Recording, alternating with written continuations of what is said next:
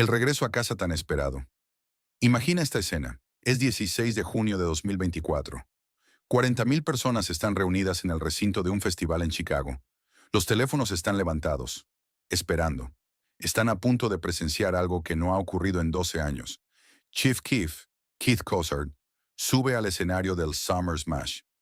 Es su primera actuación real en Chicago desde 2012. La multitud estalla. Pero esto es lo que no ven. No ven los fantasmas que están de pie junto a él. Kim Bond, muerto a los 26. FBG Duck, desaparecido a los 26. Lil Jojo, asesinado a los 18. Fredo Santana, perdido a los 27. La Chicago Drill Music creó superestrellas, pero también enterró a la mayoría de ellas. Esta es la historia del que logró escapar, no por suerte, sino por la decisión más difícil de todas: alejarse de todo lo que conocía. Las sombras de Parkway Gardens. Para entender cómo Keith Cozart se convirtió en Chief Keef y cómo Chief Keef se convirtió en un superviviente, hay que entender Parkway Gardens. La mayoría de la gente lo conoce como O-Block. La policía de Chicago lo conoce como una de las direcciones más peligrosas de Estados Unidos. Keith nació el 15 de septiembre de 1995. Su padre estaba ausente antes incluso de que él pudiera caminar. Su madre era demasiado joven para criarlo sola, así que lo dejó con su abuela, Margaret Carter. Ella vivía en un apartamento de 2 habitaciones en South King Drive, justo en el corazón de lo que se convertiría en el barrio más mortal de Chicago. Para 2011, cuando Keith cumplió 16 años, el South Side registraba un promedio de más de 500 homicidios al año. Eso no es solo una estadística. Es el hijo de alguien muriendo cada 17 horas. Solo en O-Block, la violencia estaba tan concentrada que los repartidores de pizza se negaban a entrar. Las ambulancias esperaban escoltas policiales. Keith no estaba viendo esto desde fuera. Estaba dentro. Era Black Disciple desde que podía recordar. No porque lo eligiera. En Chicago, tú no eliges tu bloque. Tu bloque te elige a ti. O-Block 600, Front Street, Lamron. No eran solo barrios. Eran ejércitos en una guerra que empezó antes de que Keith naciera. Del salón de casa a las calles. Esto es lo que la gente no entiende sobre crecer en O-Block. La normalidad se vuelve relativa. Los amigos de Keith no estaban consiguiendo trabajos de verano en McDonald's. Les estaban disparando con 15 o 16 años. Su amigo Lil Steve estaba muerto. Blood Money, su primo, desaparecería en 2014. No eran cuentos de la calle. Era simplemente un martes normal. Lo increíble es que Keith tenía un don. Mientras sus amigos planeaban robos, él hacía música en el salón de la casa de su abuela. Al principio no era buena música, solo un chico con un portátil y un micrófono intentando documentar lo que veía fuera de su ventana. Grababa entre disparos, literalmente. Se pueden oír sirenas en algunas de sus primeras canciones. A finales de 2011, algo estaba creciendo. Keith acababa de cumplir 16 años, pero las calles ya conocían su nombre. No solo O-Block. Todo el South Side escuchaba a ese chico que, de alguna manera, hacía que la violencia sonara como victoria. Convirtió el trauma en algo que se podía bailar. Llamó a su sonido Drill Music. Nadie lo sabía aún, pero esa palabra, drill, estaba a punto de cambiarlo todo. En diciembre de 2011, ahí es cuando la línea temporal se divide. Keith es arrestado por apuntar con un arma a agentes de policía. Le disparan a un chico de 16 años, pero fallan. Lo colocan bajo arresto domiciliario con un brazalete electrónico y queda atrapado en el apartamento de su abuela. El avance del $1.000.000. Para la mayoría de las personas, el arresto domiciliario habría sido un castigo. Para Keith, se convirtió en un estudio de grabación, y lo que salió de aquel apartamento remodelaría no solo Chicago, sino la música misma. El arresto domiciliario debería haber sido el final de la historia de Keith. Un brazalete electrónico significaba que no podía salir del apartamento de su abuela mientras se enfrentaba a consecuencias serias. En cambio, se convirtió en el comienzo de Chief Keef. Mira, cuando no puedes ir al estudio, llevas el estudio a casa. Keith se instaló en el salón de su abuela con un micrófono USB, un portátil destartalado y Young Shop enviando beats por correo electrónico. Eso fue todo. Esa fue toda la configuración que cambió el hip hop para siempre. En enero de 2012, Keith lanza Bang. No a través de una discográfica, simplemente lo sube a YouTube. El video lo muestra a él y a sus amigos en el apartamento de su abuela, agitando armas que probablemente no deberían haber tenido, especialmente con Keith bajo arresto domiciliario. Pero la autenticidad era la moneda, y Keith era rico en eso. Luego llegó I Don't Like en marzo de 2012. El beat de Young Chop golpea como un mazo. Es minimalista, agresivo e hipnótico. La forma en que Keith rapea no es rapear. Es un testimonio. A snitch nigga, that is that shit I don't like. Cada línea era una declaración de guerra. Cada verso era una llamada nominal de enemigos. La canción explota. No solo en Chicago, sino en todas partes. En cuestión de semanas llega a 3 millones de visitas. Estudiantes de instituto en suburbios de Minnesota están cantando O-Block 300. Comienza una guerra digital, pero aquí es donde se complica.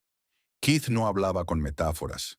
Cuando decía 300, eso significaba Black Disciples. Cuando mencionaba a Ops, eran personas reales con armas reales que realmente querían verlo muerto. La policía se dio cuenta. Los fiscales comenzaron a imprimir letras y a compararlas con informes criminales. I Don't Like No era solo una canción. Era evidencia. La autenticidad de Keith, lo mismo que lo hizo famoso, estaba construyendo un caso contra él. Entonces Kanye West entra en escena. En mayo de 2012, uno de los artistas más grandes del mundo remezcla I Don't Like. De repente, Keith Cozart, de O-Block, aparece en una canción con Kanye, Pusha T, Jadakiss y Big Sean. El remix llega a Billboard. Interscope Records aparece con un contrato valorado en $6 millones. $6 millones. Keith tiene 17 años, todavía está bajo arresto domiciliario y todavía no puede salir del apartamento de su abuela sin permiso, pero tiene más dinero del que nadie en O-Block ha visto jamás de forma legal. La pregunta pasa a ser, ¿puede el dinero comprarte la salida de una guerra? La respuesta estaba a punto de escribirse con sangre. El último viaje de Joseph Coleman. Para entender lo que ocurrió después, hay que entender la geografía de las bandas de Chicago. Esto no es Crips contra Bloods. Es una guerra bloque por bloque con décadas de historia. Black Disciples contra Gangster Disciples. BD contra Heady. Para 2012, esto ya no era la guerra de bandas de la generación de tus abuelos. Era digital. Un beef en Twitter por la mañana llevaba a tiroteos por la tarde, y las publicaciones de Instagram se convertían en listas de objetivos. Chief Keef representaba a los BDs. En concreto, representaba O-Block, 600 y Front Street, que eran bastiones de los Black Disciples. Su música no era solo entretenimiento, era propaganda. Cada canción reclamaba territorio. Cada video mostraba dominio. Entra Joseph Coleman. Las calles lo conocían como Lil Jojo, un joven de 18 años de los Gangster Disciples, del Set Brick Squad en 069. Donde Keith tenía millones de Interscope, Jojo tenía hambre. Donde Keith estaba bajo arresto domiciliario, Jojo estaba en las calles. Jojo vio como Chief Keef explotaba y vio una oportunidad. Si Keith podía hacerse famoso insultando a Headies, ¿por qué Jojo no podía hacerse famoso insultando a BDs? Así que creó su respuesta llamada BDK, que significa Black Disciple Killer. El video musical salió en septiembre de 2012. Jojo y sus chicos aparecían haciendo señales GD y desafiando directamente a Chief Keef y a los BDs. Pero eso no era solo una diss track. En la cultura drill de Chicago, Jojo acababa de hacer algo imperdonable. Había tomado el propio sonido de Keef, su propio estilo, y lo había convertido en una amenaza seria. La explosión en redes sociales fue inmediata. Las menciones de Chief Keef se inundaron con el video de Jojo. Miembros BD publicaban respuestas.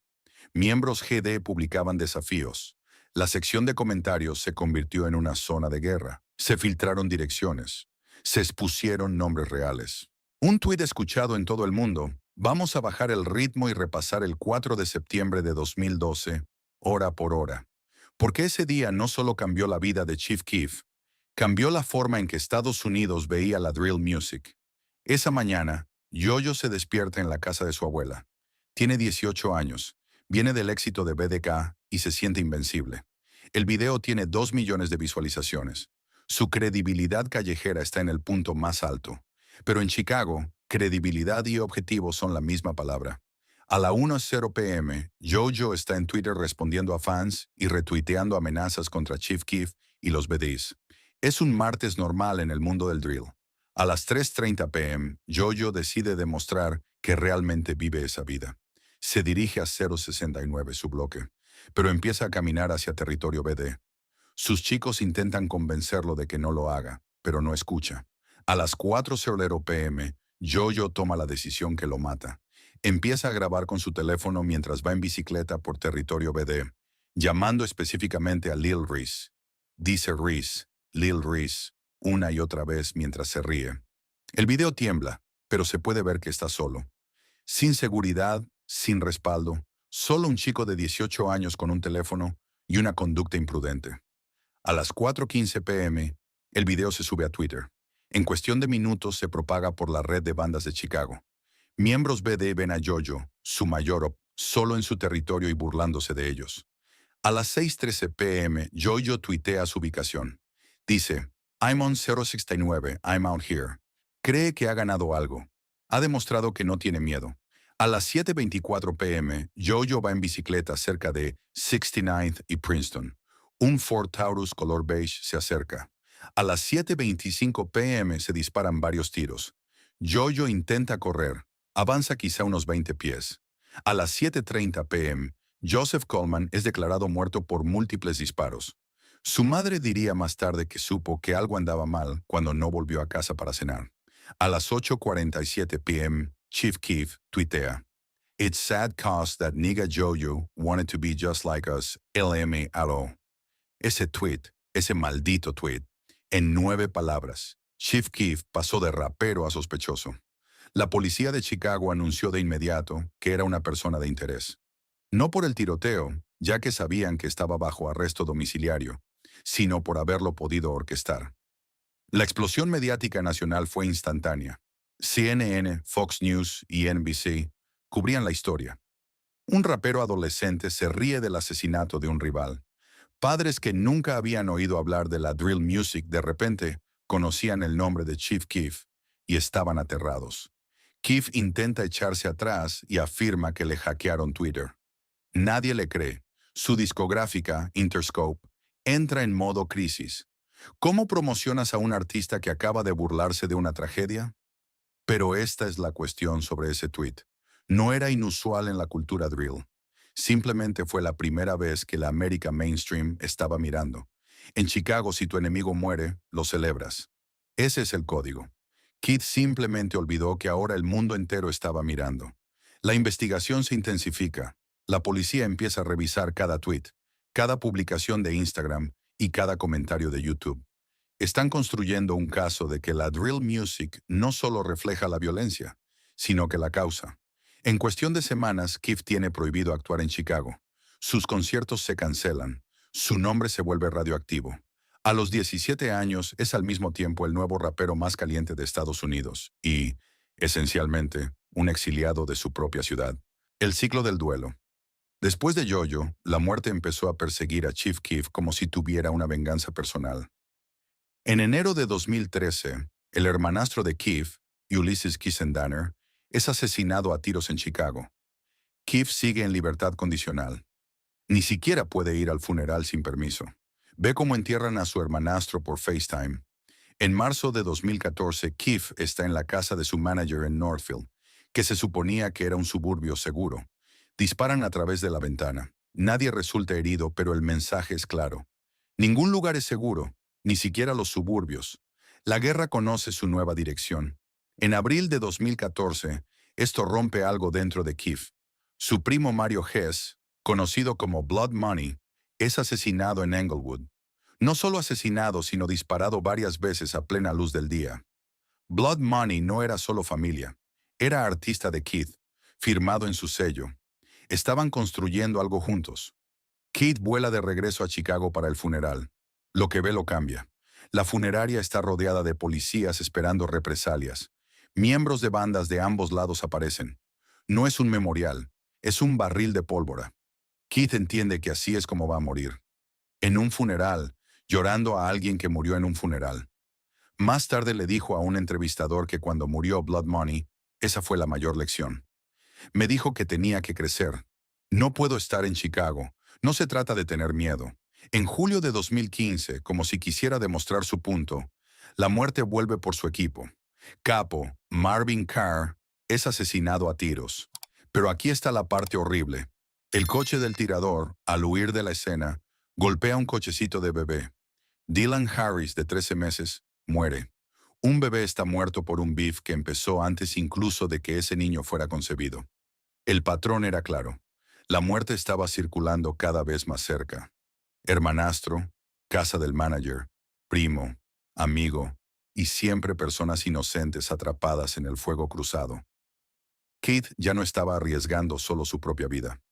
Era un imán para la violencia, y todos los que estaban cerca de él estaban en peligro. Las calles llevaban la cuenta. Grandes nombres caían cada mes. Lil Mark muerto a los 20, La Capone muerto a los 17, Young Papi muerto a los 20, Shoota Shells, Dusky y muchos otros. La escena drill no era solo violenta, era una masacre en cámara lenta. Keith tenía dos opciones: quedarse y morir como leyenda, o marcharse y vivir como otra cosa. Eligió vivir. Pero primero el sistema tenía sus propios planes para él. El tribunal y la celda. Mientras la muerte perseguía a Chief Keef por un lado, la ley se cerraba sobre él por el otro. Y sinceramente, la ley quizá le salvó la vida. Repasemos los arrestos. En diciembre de 2011, con 16 años, apuntó con un arma a policías. Eso fue lo que inició el arresto domiciliario. En mayo de 2013, lo pillaron conduciendo a 110 mph en un BMW. Aquí está el detalle. Solo tenía un permiso de aprendiz. Las palabras exactas del juez fueron: «Usted cree que es invencible, y ciertamente no lo es». El juez no sabía cuánta razón tenía. En octubre de 2013, Kate es arrestado por posesión de marihuana en público. Suena menor, ¿verdad? Incorrecto. Está en libertad condicional. Cualquier arresto es una violación. El tribunal ordena rehabilitación. Keith da positivo por marihuana en rehabilitación. Otra violación. Pero el clavo final fue un documental de Pitchfork en enero de 2014. Keith está en un campo de tiro sosteniendo un rifle, aparentemente intoxicado, y hablando de sus ops. Se vuelve viral. El problema es que está en libertad condicional por cargos de armas. El video es literalmente evidencia de que está violando la libertad condicional. El juez se cansa y le da 60 días en detención juvenil. Pero aquí es donde se pone interesante. Mientras Keith está encerrado, ocurre algo. Se pierde 3 funerales, más de 3 amigos muertos que no puede enterrar porque está en una celda. Y por primera vez está agradecido por esas paredes. Le dice a su abuela durante una visita: «Quizá esté encerrado, pero al menos estoy vivo». Evidencia en alta definición. En marzo de 2014, Keith sale e inmediatamente enfrenta otra crisis. Casos de manutención infantil. Varias mujeres afirman que él es el padre. Los tribunales quieren pruebas de ADN. Él no se presenta. Se emiten órdenes de arresto. Luego está el problema del dinero. 6 millones suenan como dinero para siempre. Pero no cuando estás pagando seguridad, abogados, el economato de todo tu bloque y los funerales de tus amigos muertos. El IRS quiere su parte. Illinois quiere su parte. Las discográficas quieren recuperar la inversión. De repente, 6 millones parecen más bien 600,000. Hay algo salvaje en la generación de Chief Keef. Documentaron sus propios delitos mejor de lo que cualquier sistema de vigilancia podría haberlo hecho jamás. Cada tweet era evidencia. Cada publicación de Instagram era una confesión. Los fiscales ya no necesitaban informantes. Tenían Twitter. Mira el Instagram de Keef. Montones de dinero junto a armas significaban una violación de libertad condicional. Etiquetas de ubicación en fiestas, donde luego ocurrían tiroteos, lo convertían en persona de interés. Comentarios en publicaciones de rivales, que precedían a asesinatos, se convertían en evidencia de conspiración. Estaba construyendo el caso contra sí mismo, publicación tras publicación. El video de Pitchfork en el campo de tiro no fue una cámara oculta. Keef los invitó. Se filmó a sí mismo violando la libertad condicional en alta definición. Cuando los fiscales lo reprodujeron en el tribunal, Su abogado solo sacudió la cabeza. ¿Qué defensa existe contra la autodocumentación? Pero Keith no estaba solo en esto. Toda la escena drill se estaba criminalizando en tiempo real. Lil Jojo tuiteó su ubicación antes de morir. King Von más tarde rapearía confesiones detalladas de asesinatos. FBI Doc publicaba sus rutinas diarias. Todos estaban haciendo obsoleto el trabajo de los fiscales. El FBI empezó una nueva unidad solo para evidencia de redes sociales. Lo llamaron informática forense digital. Pero en realidad era simplemente hacer capturas de pantalla de Instagram. Esos chicos les estaban dando todo. Horas, fechas, ubicaciones, motivos y armas eran públicos y utilizables. Esta es la ironía que Kit no pasó por alto. Las redes sociales lo hicieron rico y famoso. I Don't Like se volvió viral en YouTube. Kanye lo encontró por Twitter. Interscope lo firmó por sus seguidores en Instagram. Pero esa misma huella digital estaba a punto de convertirlo en un delincuente condenado o en un cadáver.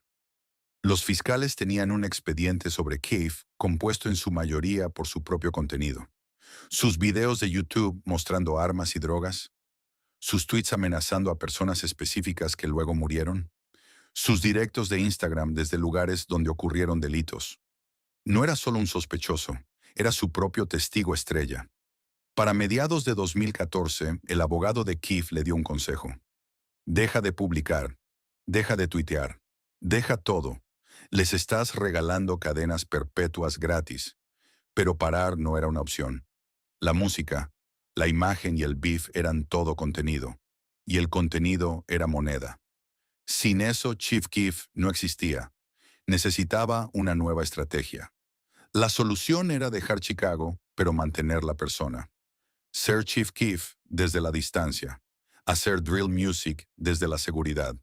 Sonaba simple, pero no lo era. Encontrar paz en las colinas. En junio de 2014, Chief Keef aterriza en LAX con 2 maletas y toda una vida de trauma. Tiene 18 años. Es millonario sobre el papel, pero está sin hogar en el alma. Los Ángeles se extiende ante él. Palmeras, clima perfecto y absolutamente nada que se sienta como casa. Alquila una mansión en el valle. 12 habitaciones, piscina y pista de tenis. Todo el sueño de Hollywood. Pero escucha lo que dice sobre eso. Mi parte favorita de Los Ángeles es el silencio. El silencio. No el clima. No las conexiones en la industria. El silencio. La ausencia de sirenas, de disparos y de la muerte acechando en cada esquina. Por primera vez desde que nació, Keith Cozart podía salir a la calle sin buscar rivales con la mirada. Pero el exilio sigue siendo exilio. Incluso cuando te salva la vida, Chicago no olvidó. Las órdenes de arresto seguían llegando. La ciudad que lo hizo le prohibía regresar. Cuando intentó programar una actuación con holograma en el Craze Fest en 2015, el alcalde Rahm Emanuel intervino personalmente. Las palabras exactas de Emanuel fueron: es un modelo inaceptable que promueve la violencia. El holograma duró 3 minutos antes de que la policía cortara la transmisión. Piensa en eso. Tenían tanto miedo de la influencia de Chief Keef que apagaron su fantasma digital. El precio de la corona. Mientras tanto, Chicago seguía muriendo. Desde su mansión en el valle, Keef veía por Instagram cómo desaparecía su mundo. En enero de 2018, Fredo Santana muere a los 27 años. Keith publica un homenaje, pero no puede ir al funeral por las órdenes de arresto. En agosto de 2020, FBG Doc recibe disparos en Oak Street, el distrito de compras de lujo de Chicago, muerto a los 26. Keith ve las imágenes de vigilancia como todos los demás en YouTube desde California. En noviembre de 2020, King Von muere en Atlanta a los 26 años, tiroteado fuera de un club nocturno por una discusión que duró 30 segundos. Von se suponía que era el que había logrado salir, igual que Keith, pero no pudo mantenerse alejado de las calles. Cada muerte era un recordatorio. Podría haber sido Keith. Habría sido Keith si se hubiera quedado.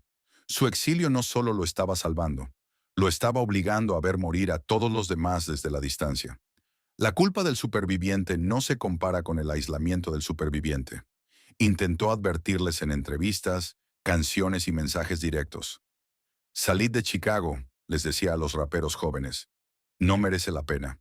Pero no podían escucharlo, o no querían. Para ellos, Keith era un vendido que huyó a LA. Ellos estaban manteniéndolo real. Él se estaba manteniendo vivo. La música también cambió. En LA, Keith experimentó. Hizo baladas con autotune, probó con la pintura y produjo bandas sonoras para videojuegos. La crudeza que lo hizo famoso fue reemplazada por otra cosa. Pero no puedes hacer Love Sosa desde un lugar seguro. Esa energía viene de la proximidad a la muerte. Sus hijos apenas conocían Chicago. Su hija mayor, nacida cuando él tenía 16 años, creció pensando que papá era de Los Ángeles. Era Chief Keef de nombre, pero Keith Cozart se estaba convirtiendo en alguien completamente distinto. Para 2024, llevaba 12 años fuera, más tiempo del que había vivido en Chicago como Chief Keef. O-Block era famoso en todo el mundo, con turistas haciéndose selfies donde murieron sus amigos.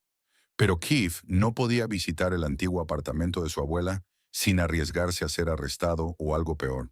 El acto final del superviviente, lo que nos lleva de vuelta al 16 de junio de 2024. Summer Smash Chicago. 12 años de exilio terminando en el escenario de un festival. Los abogados finalmente resolvieron las órdenes de arresto. El beef, aunque no estaba completamente cerrado, había perdido parte de su intensidad. La mayoría de sus enemigos estaban muertos o en prisión. Chief Keef podía volver a casa. Por una noche lleva a su hija de 13 años al escenario. Ella nunca lo había visto actuar en Chicago y nunca había visto de dónde venía su padre. La multitud enloquece cuando empieza Faneto, una canción que nunca había interpretado en su ciudad natal. Pero mira las imágenes con atención. Los ojos de Keef siguen escaneando a la multitud. Viejos hábitos buscando amenazas, rivales y la muerte que quizá todavía lo esté persiguiendo. Incluso después de 12 años, incluso con seguridad masiva, e incluso con la mayoría de sus enemigos enterrados, sabe que Chicago no olvida. El repertorio es una lista de los muertos. Cada canción está conectada con alguien que ya no está. Love Sosa fue filmada con Fredo. I Don't Like fue la canción que inició la guerra con Jojo.